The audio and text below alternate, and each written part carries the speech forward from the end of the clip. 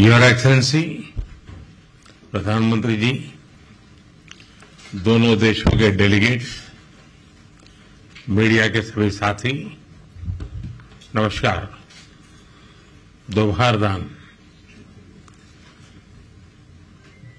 Zagreb की इस ऐतिहासिक और मनमोहक धरती पर जिस उत्साह, आत्मीयता और स्नेह से मेरा स्वागत हुआ है, उसके लिए मैं प्रधानमंत्री जी और क्रोएशिया सरकार का हार्दिक आभार व्यक्त करता हूं। किसी भी भारतीय प्रधानमंत्री की क्रोएशिया की ये पहली यात्रा है और इसका सौभाग्य मुझे मिला है। फ्रेंड्स, भारत और क्रोएशिया लोकतंत्र, रूल ऑफ लॉ, प्लुरलिज्म और इक्वलिटी जैसे साझा मूल्यों से जुड़े हैं। ये सुखद संयोग है कि पिछले वर्ष भारत के लोगों ने मुझे और क्रोएशिया के लोगों ने प्रधानमंत्री आंद्रे जी को लगातार तीसरी बार सेवा करने का अवसर दिया है। इस जनविश्वास के साथ हमने अपने तीसरे कार्यकाल में अपने द्विपक्षीय संबंधों को 3 गुना गति देने का निर्णय लिया है। रक्षा क्षेत्र में लॉन्ग टर्म सहयोग के लिए एक रक्षा सहयोग प्लान बनाया जाएगा, जिसमें ट्रेनिंग और मिलिट्री एक्सचेंज के साथ साथ रक्षा उद्योग पर भी फोकस किया जाएगा। ऐसे बहुत से क्षेत्र हैं जहां हमारी अर्थव्यवस्थाएं एक दूसरे की पूरक हो सकती है। हमारे इन क्षेत्रों को चिन्हित किया गया। हमने द्विपक्षीय व्यापार को बढ़ाने और विश्वसनीय सप्लाई चेन तैयार करने के लिए कई क्षेत्रों में सहयोग बढ़ाने का निर्णय लिया है। हम pharma, agriculture, information technology, clean technology, digital technology, renewable energy, semiconductor, ऐसे कई महत्वपूर्ण विषयों में सहयोग को बढ़ावा देंगे। शिप बिल्डिंग और साइबर सिक्योरिटी में सहयोग बढ़ाया जाएगा। भारत की सागरमाला परियोजना के तहत हो रहे पोर्ट मॉडर्नाइजेशन, कोस्टल जोन के विकास और मल्टी मॉडल कनेक्टिविटी में क्रोएशिया की कंपनियों के लिए भी व्यापक अवसर है। हमने अपने एकेडमिक इंस्टीट्यूशंस और सेंटर्स के बीच ज्वाइंट रिसर्च और कोलैबोरेशन पर बल दिया है। भारत अपने स्पेस अनुभव को क्रोएशिया के साथ साझा करेगा। फ्रेंड्स, हमारे सदियों पुराने सांस्कृतिक संबंध आपसी स्नेह और सद्भाव का मूल है। इवान फिलिप वेजनिन ने 18वीं शताब्दी में पहली बार यूरोप में संस्कृत व्याकरण प्रकाशित किया।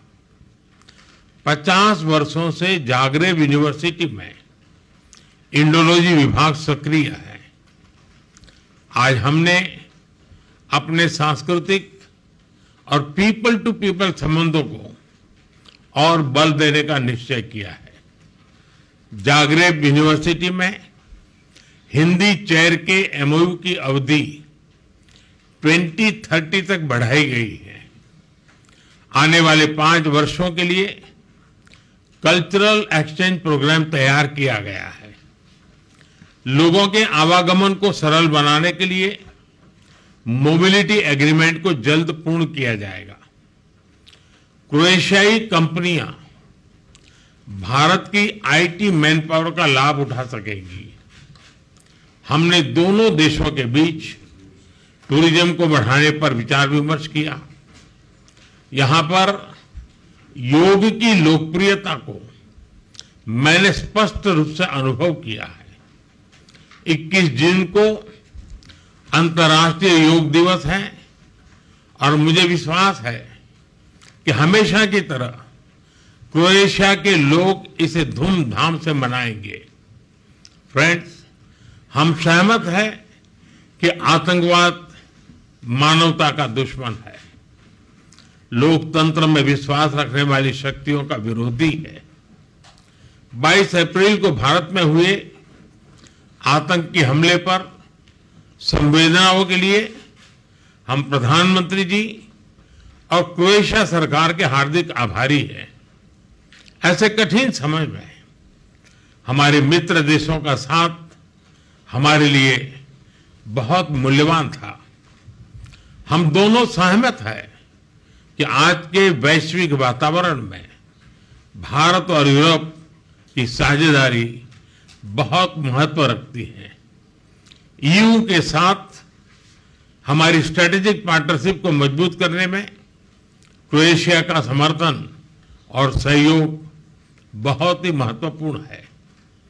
हम दोनों इस बात का समर्थन करते हैं कि यूरोप हो या एशिया, समस्याओं का समाधान रणभूमि से नहीं निकलता।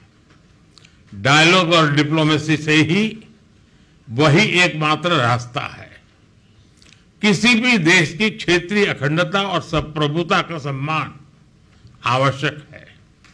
फ्रेंड्स, आज यहां बांसकी द्वारी में होना मेरे लिए एक विशेष पल है, जहां साक्सिनेस्की ने क्रोएशियन भाषा में अपना ऐतिहासिक भाषण दिया था। मुझे हिंदी में अपनी बात रखने में एक गर्व और सुकून का अनुभव हो रहा है। उन्होंने सही कहा था, भाषा एक पुल है और आज हम उसे मजबूती दे रहे हैं।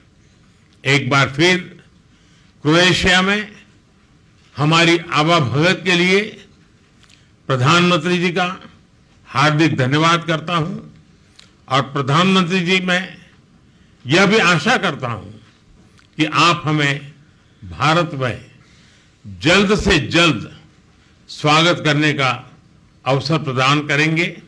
आप सबका बहुत बहुत धन्यवाद।